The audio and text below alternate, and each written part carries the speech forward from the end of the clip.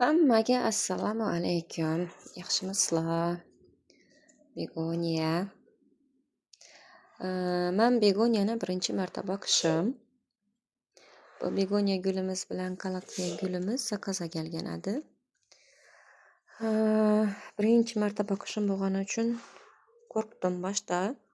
Begoniya injiq deganlari uchun Xitoydan kelgan. Rangina gullaridan xo'shro'y. Bu kelgandan keyin katta yaproqlari bor edi. Boshda yaproqlari qovjirab quridi. Olib tashladim. Keyin 3-4 kundan keyin qarasam, meni hali eski yaproqlari haligacha qovjirab qurib turibdi, asta-sekin. Hammasi birdan emas, sekin-sekinlik bilan. Parnikdagi yaprog'ini kelgandan keyin gul quritishi, sarg'aytirishi, tushirishi bu tabiiy holat. Chunki barglar parnikda katta vlajnostda, katta issiqlikda o'sadi, shunga moslashadi. Parnikdan chiqqandan keyin uyning havosi quruq, yo salqin, yo issiq bo'lib ketadi. Bir xil temperaturada turmaydi. Shuning uchun tur balam, qochib tur.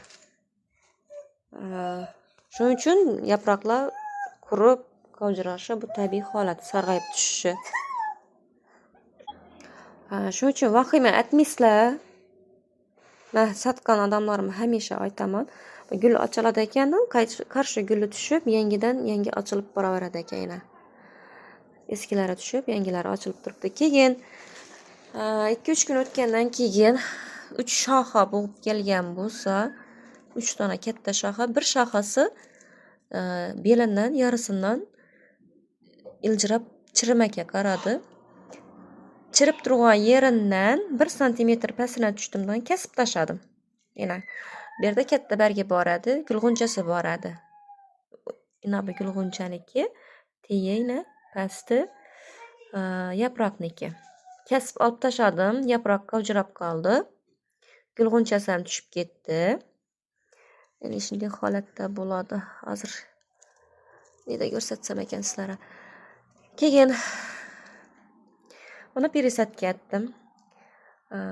To'prog'ini damarlarini ko'p ochganim yo'q. Ozgina ochdimdan perivalka desa bo'ladi, peresatga emas. Shunda men to'prog'ini dökmadim. Ildizlarini katta zarar yetkazmadimdan. Kattaroq tuvaka, o'zimdan bir 2 santimetrdan kattaroq tuvaka. Keyin ozgina yangi to'proq soldim. Atrofini yangi to'proq soldimdan o'zimni namlik sevar gullar uchun tayyorlaganimni. Yana qaytadan ekib qo'ydim. Antistress epin spray atdim. Boshqa dori berganim yo'q hali. Keyin ozroq tiyindan suv berdim. Bir kundan keyin, ko'chirgandan keyin, bir kundan keyin suv berdim. Kelgandan bana 3 marta suv berdim. Ozdan. Oldin namlab suv berdim. Hali tuprog'ini nam. Begoniyani tuprog'ini quritish mumkin emas ekan. Doim nam bo'lib turishi kerak ekan. Hozir o'zgarishlar. Yangidan yaproq ochib boshladi. Bu yerda gulg'uncha sari bo'lib ochilganlari, yangi gullari yo'qadi. Yangidan gul ham ochib turibdi. Bunda yaproq teyinda, bu yer kesilgan bo'lsa, usti kesilgan. Teyindan ham g'uncha, ham yaproq shoxa chiqaryotir. Bu yer tarafidan ham teyindan ham shoxa bilan gulg'uncha chiqarib kelyotir.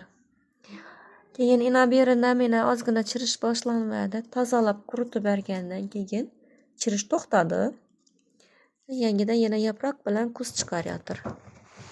O'zgarish yaxshi. Xudoga shukr. Hamma yeridan o'zgarishlar kelib boryotir. Yangi ochilgan guli.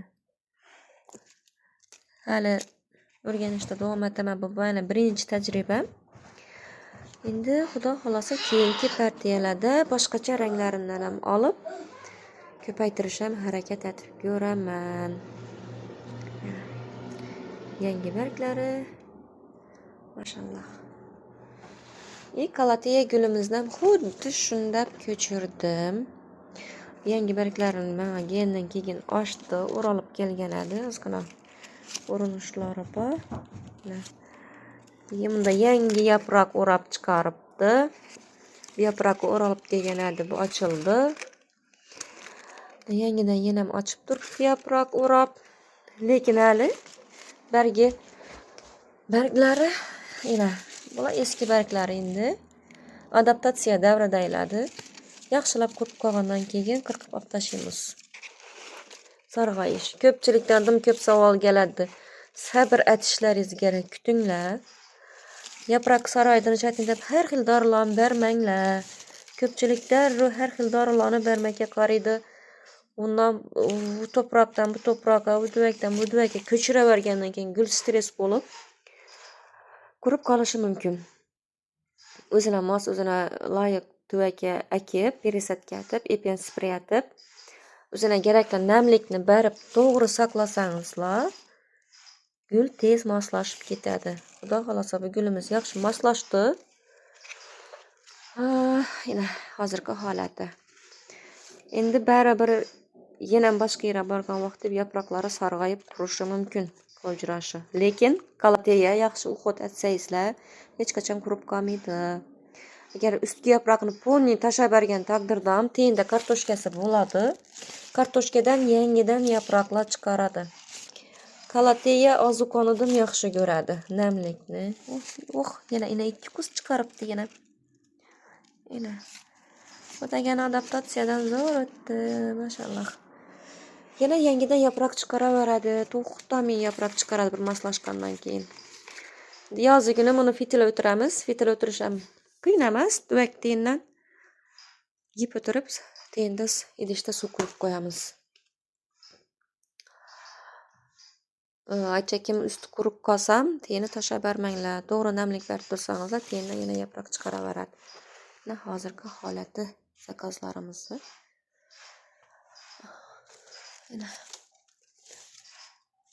Mana o'zim akib ko'rman, 3 kust. Singonim, mango alyoshin. Zo'r o'sib turibdi. Bam adaptatsiyadan o'tib. Bu gulim odamdan chiqib ketdi. Golland alakaziya. Red imperator redmi? Shunday edi. Bana kelib qo'ygan yaproqqa. Kattagina bo'lib ochildi. Duvakini almashtirmadim. To'prog'ini deymadim. Hozircha faqat tiyindan namlik berib turibman. Berlarni kavlab ko'rsam, уже globin barmaga qarabdi. Shuncha hozir qo'zg'ash mumkin emas. Sog' bo'linglar, salomat bo'linglar. Gullaringiz yaproqi sarg'aysa, qurisa, qojirasa, panika etmang. Birinchi o'rinda sabab navliqini bilish kerak. Kasallikni sababini aniqlamayincha har xil dorilar berish mumkin emas. Xuddi odam organizmini ichik bo'lsa shunday. Boshda kasallikni aniqlaymiz, kamchilikni aniqlaymiz, keyin shunga qarab dori-darmon ishlatamiz. Gullab turgan gullarimizda bular monokalifosfat, kemirallyukus, xilat jeleza berish bu shart va zarur narsalardan birisi. Hali endi moslashdi, o'smakka qaradi, ozuqalarni endi beramiz. Kalateya gulimizni endi qurib, men 20 yoki bo'lmasa 13-40-13 degan formulalar tarkibida azoti bor dorilardan bersa bo'ladi. Aytgancha menga kemirallyuks bersam bo'ladi.